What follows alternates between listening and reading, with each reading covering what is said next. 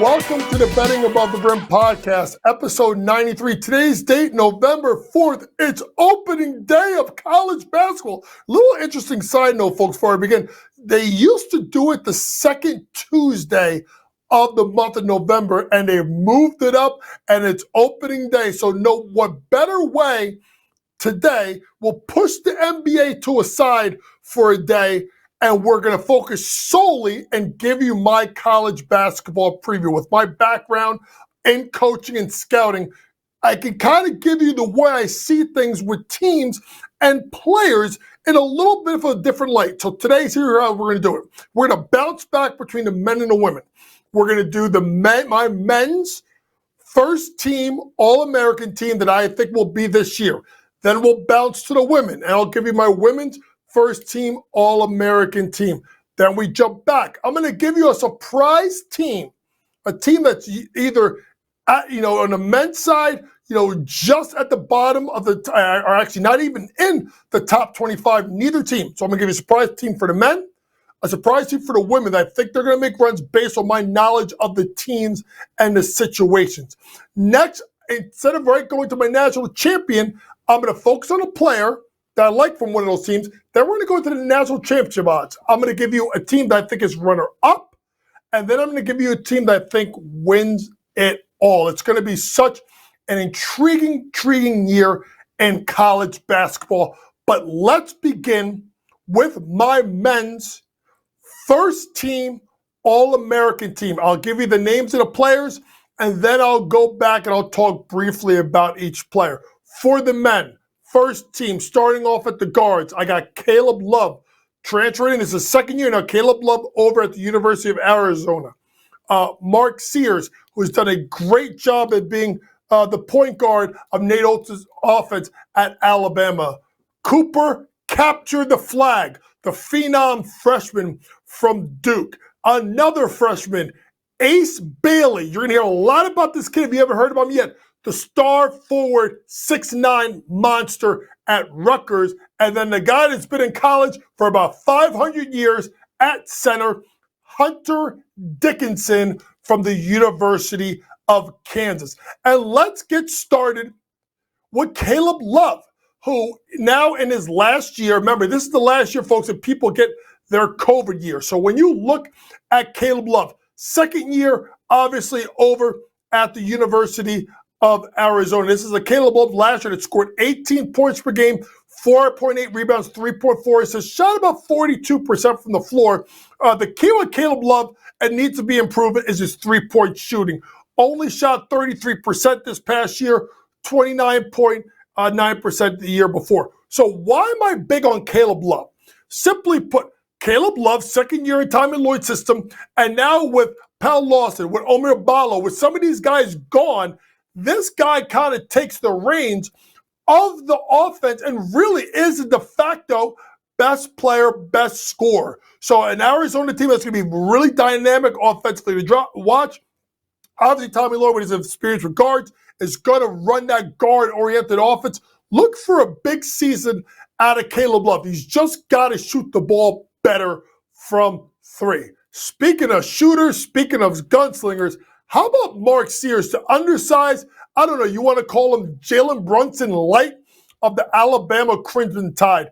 And obviously the year that Sears had last year in Nate Oates' system was absolutely fantastic at 21.5 points per game, 4.2 rebounds, and 4 assists a night. This is a lefty guard that is very smooth and can get into his comfort zone, get into his spots and score. Now, the big thing about him, what he did this past year at 23-24, is he upped his three-point shooting percentage to 43.6%. This Alabama team is going to be fantastic. You'll see why in a little bit while I talk about the team, why this team is the number 2 ranked team preseason as they open up, I do believe it's tonight, Monday night, versus UNC Asheville. This dynamic team with Nate Oates, Mark Sears, my other guard from my first team All-American team. Let's move on to the forwards. And Cooper Flagg, I don't got to read off no stats because he's a freshman. He ain't got no stats. But I'm going to tell you this. This kid at 6'9" can flat out do it all. Shoot it from three, off the bounce, mid-range game, tenacious defender, can run the floor, can dime you up, can do everything for the reason why I've always said there's three things that Maine are going to be known for. Poland spring water, lobster, and Cooper flag. And right now, he may be number three, but he may be number one. Now, I'm going to go on record here and saying that this could be the best pro prospect to come out of Duke in a long, long time. A Duke team that at times have underperformed during the NCAA tournament. This is a big year for John Shire. Duke coming in as the number 7th ranked team in the nation. They had the best recruiting class, one of the best recruiting classes, and Cooper flags at the center of it. Folks, make sure you go watch this kid play. And you wonder why teams are lining up to capture the flag and get that number 1 pick of the 2025 NBA draft. But if there's a guy that could beat out Cooper flag for the number 1 pick, it's Ace Bailey. This kid out of Rutgers is absolutely dynamic. I watched him. Rutgers is number 25 in the AP Top 25 poll, and it'll be interesting to watch Ace Bailey at his athleticism, also at 6'9", along with Dylan Harper. You know the name Dylan Harper? That's Ron Harper Jr.'s little brother, a.k.a. Big Ron Harper, that played for Cleveland Cavaliers, that played for the LA Clippers, and known for winning 3 rings in the backcourt, Michael Jordan, in that second three-peat of the Chicago Bulls. But as much as we want to talk about Dylan Harper, it's Ace Bailey at 6'10" out of Chattanooga, Tennessee. And this kid is a human pogo stick. Now, he may not be as fine, as finished of a product as someone like Cooper Flag, but I'm going to tell you this right now. This kid is phenomenal. And if you look at a team like Rutgers, traditionally, if you watch them, they've struggled on the defensive end of the floor. I'm sorry, on the offensive end of the floor. They can always defend with Steve Peichel. It's could they score enough? Well, with Ace Bailey, with obviously Dylan Harper, with Jordan Durtek, the Colonia kid transferring to come home, with Zach Martini, another local kid from Princeton transferring home. This could be the best offensive team Steve Peichel has had, and I think Steve Peichel is one of the 10 to 15 best coaches in the country. He just hasn't had the offensive firepower. Led by Ace Bailey, they should be dynamic. Last guy on my first team All-American team is Hunter Dickinson. Wait, what? He's still in school? Hunter Dickinson of the number 1 ranked preseason Kansas Jayhawks, obviously his second year after leaving the University of Michigan. And what can you say about Hunter? Besides the fact that he's got to be healthy. Remember, he had the shoulder injury that kind of limited him at, once you got into the end of the season. 17.9, 10.9 last year, and he should be, as usual, a double-double machine. He's got to be able to continue to show the ability to try and shoot the ball from 3, 36% or 35.5% or so last year, 42.1%. I think he's going to want to show that a little bit more, Hunter Dickinson. And I think Hunter Dickinson, if you look at Kansas, there's no obviously with that recruiting class and with the transfers and with himself and KJ Adams coming back and obviously the point guard and Harris coming back. They are, and obviously AJ Storr transferring from Wisconsin. There's no reason why this team is the number 1 team in the country, but he is the middleman. He is the most important piece to Bill Self's offense. And if Hunter Dickinson can stay healthy and those guys stay together, they could be the national champion.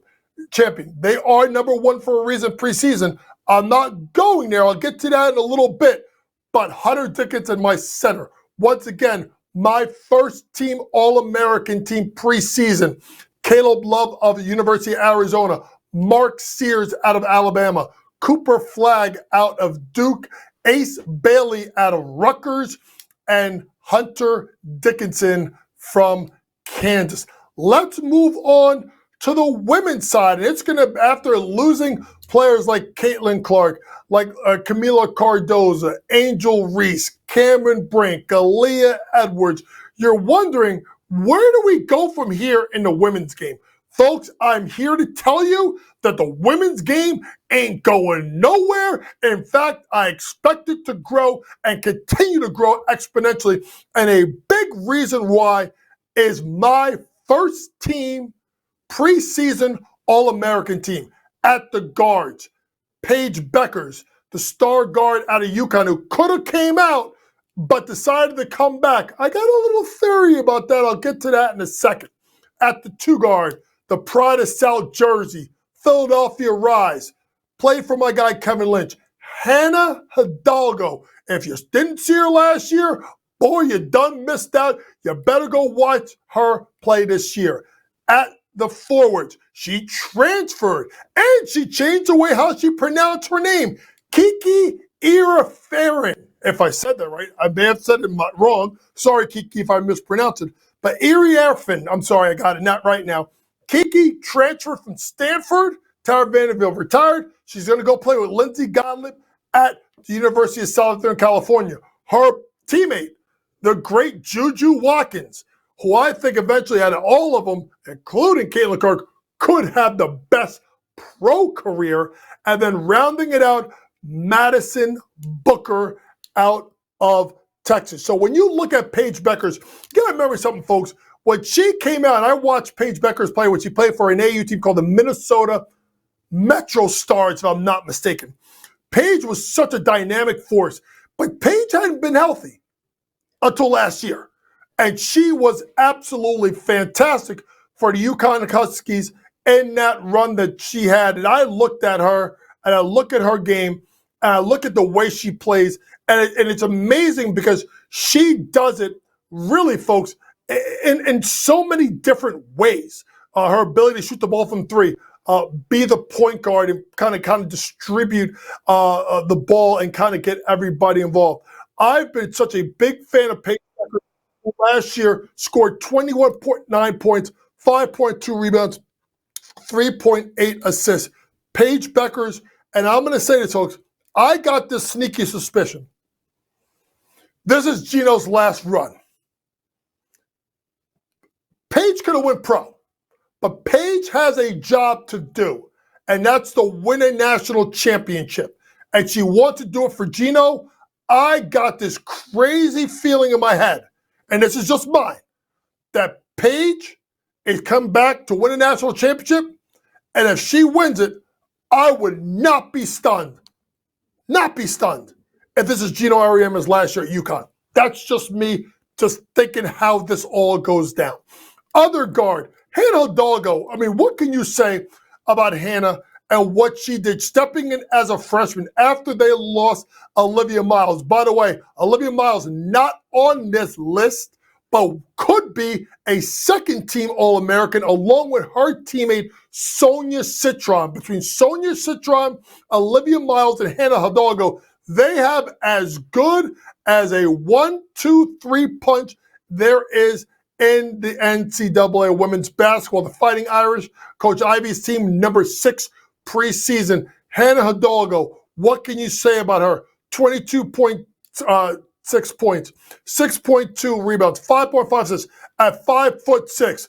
On a good day, this girl is an absolute hooper, and I can't wait to see that backcourt, a 2-point guard backcourt with her and Olivia Miles. And obviously you got, I just talked about Sonia Citron, even someone like Kylie Watson. This is going to be Notre Dame's best team in a long time since Muffet McGraw left.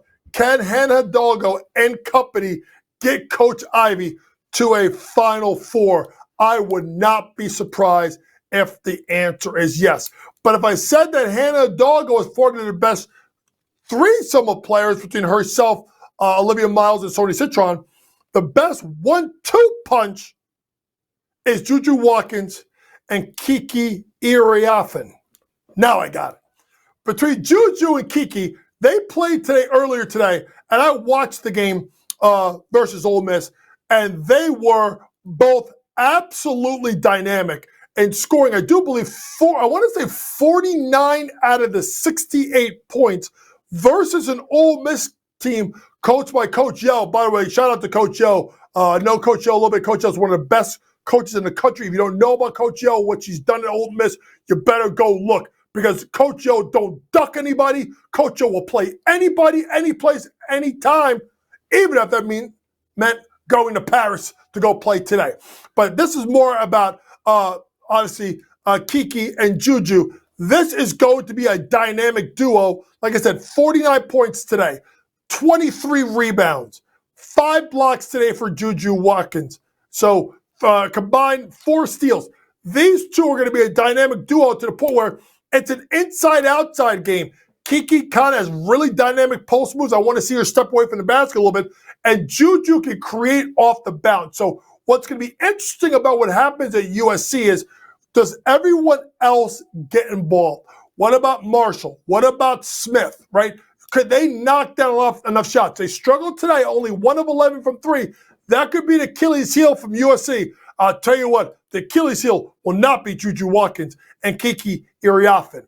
Last is my center, or my last player, I should say, is Madison Booker, the star sophomore out of the University of Texas. And shout out to Vic Chancellor, who was the longtime coach at Mississippi State, and then headed over to go coach at the University of Texas, and has done a great job. And this kid is absolutely the goods. The stats that she put up last year, a Texas team that's number 4 preseason. You look at what Madison did at 16.5 points per game, 5 rebounds, 5 assists, 6'1", stretch 4, can really do it all. The thing you have to look at is the continued, her play improving. Like, she only shot 1.7 threes. Maybe she steps out to the 3-point line. Only shot 30% from the 3-point line. I do believe she shot really well, about 88% from the foul line. So Madison Booker, Texas, if you guys remember Coach Jody Conrad, this was one of the proud teams in women's basketball. They may have it back with Maddie Booker. So my first team women's preseason All-American team, Paige Beckers from UConn, Hannah Hidalgo from Notre Dame, Kiki Iriafen from USC, her teammate Juju Watkins, and Madison Booker. Let's jump in quickly to teams I think that may surprise. On the men's side, I am really big on Rick Pitino and St. John's. I think now that Rick has had a year under his belt, I felt like he kind of got together a little bit of a mash unit here in regards to who he brought in. But I think it's going to be different now with St. John's, with the transfer of obviously a player of the likes of a Kadari Richmond, who I've gotten to see up close and personal, being that I go to a lot of games over at Seton Hall. But it's more than that. It's getting RJ Luis, who was a transfer from UMass, getting him for another year. It's Aaron Scott, the transfer. It's Smith, the transfer. Simeon Wilcher in his second year out of Roselle Catholic. St. John's has a team that's more in the likes of Pitino. I expect a more up-tempo pressing team. I think they're going to be really good, and I think they could be the surprise team, not only in the Big East, but I think they make an NCAA tournament run, and I think they get to the Sweet 16. On the women's side, I know people are thinking it's homers because these are my guys. I'm going with TCU. Listen, folks, you have to realize that TCU was a top 25 team in the country before they got ravaged. And when I mean ravaged, they got ravaged by injuries. I mean, they had to have, folks, did you know that they had to have tryouts during the season just to fill their roster? But with Mark Campbell and Chavi Lopez by his side, these guys, I've seen it for a long time. And they have a roster that I think is being very much disrespected. I actually think they are going to win the Big 12. You want me to tell you why? It's because of, first off, and I'm going to say it, Haley Van Lith. You're going to look at me and say, what? Who? Let me tell you something, folks. Don't look at Haley Van Lith the way she was used at LSU. It was completely ass backwards. That's not the way they play Haley Van Lith. Haley Van Lith is a ball-dominating point guard, and for what I'm hearing out of Fort Worth, this kid is going to have an explosive year. Go look at the track record at Mark Campbell at Sacramento State, even last year. He develops point guards. You want more? Do you know where Mark and Chivy came from? They came from Oregon. They had a guard named Sabrina Ionescu. You will see Haley Van Lith stats resemble more of the Haley Van Lith of Louisville with Jeff Waltz than the ones you saw last year with Kim Mulkey. Haley Van Lith will be that surprise player for that team. But it's more than Haley Van Lith. It's getting Taylor Bigby, the transfer over. It's getting Sonona Prince back this year. It's getting Maddie Sher to transfer in. This team, folks, I'm telling you right now, I'm like, ready? They're going to go to the Sweet 16. And if they stay healthy and they can defend, their offense is going to be so scary of Van Lith. This is my sleeper team of all sleepers teams to make it all the way to the Final Four. It is TCU.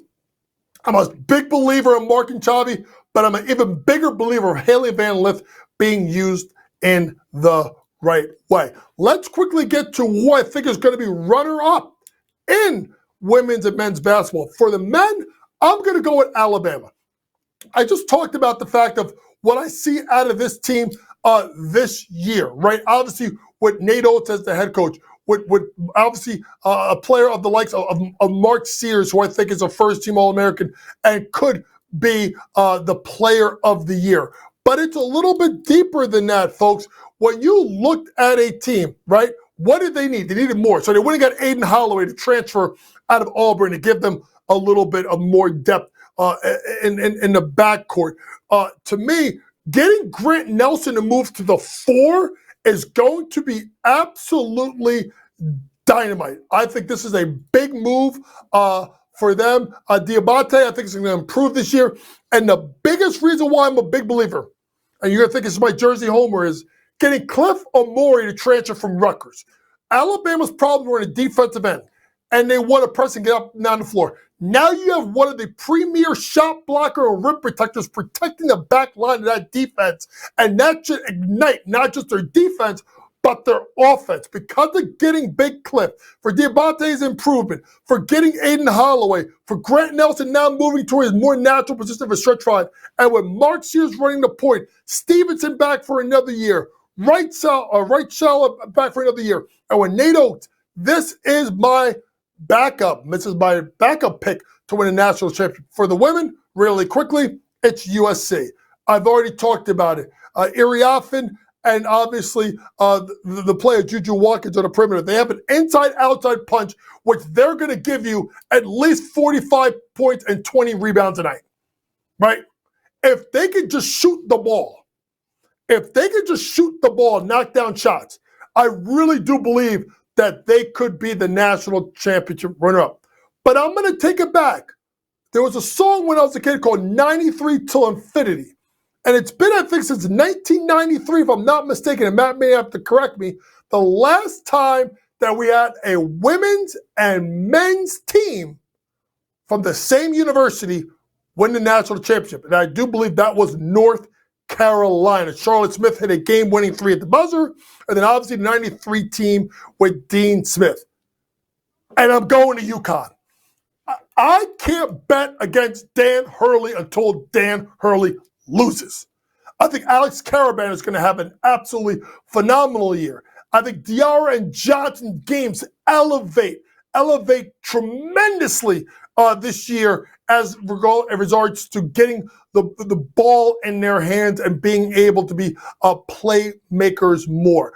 But there's other parts of this roster that I really, really like. And I want you guys to remember the name Liam McNeely. He's a 6'7" kid out of Texas. He's one of the best freshmen in the country. He's going to be a big part of what goes on here with the UConn Huskies. And because of them, and because of the way they defend and the way Dan Hurley is, I can never, ever, ever, ever bet against UConn until they get knocked off. For the women, You would think I would go to South Carolina. And this is no disrespect to Don Staley. They have a great team. They have a bunch of kids coming back. All their guards are back. But I just got this feeling that this is UConn's year. We've been waiting for Paige. And here's the thing about UConn, folks, that we forget to remember. They, like TCU, were decimated by injuries. And if they could stay healthy, if Paige Beckers could stay healthy, AZ Fudd comes back from the ACL tear. Can she be healthy and get herself through the whole year? KK Arnold, Caroline Duchesne, Jana L. Uffy, Aubrey Griffin's there for the 15th season. Sarah Strong, the premier player in the country, coming in. This team, folks, I think this is Gino's last year, and I think he goes out on top.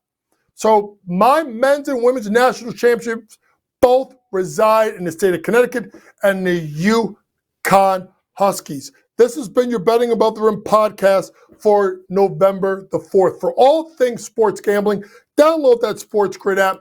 Pre-game, in-game, post-game, props, predictions, and more from the very best in the sports gambling industry.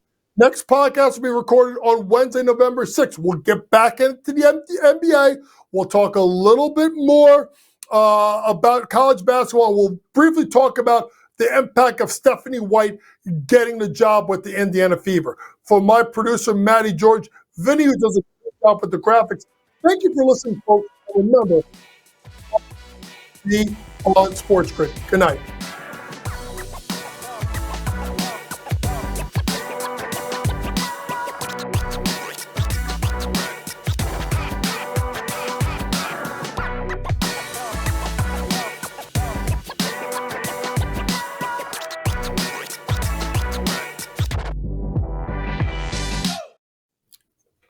Do you know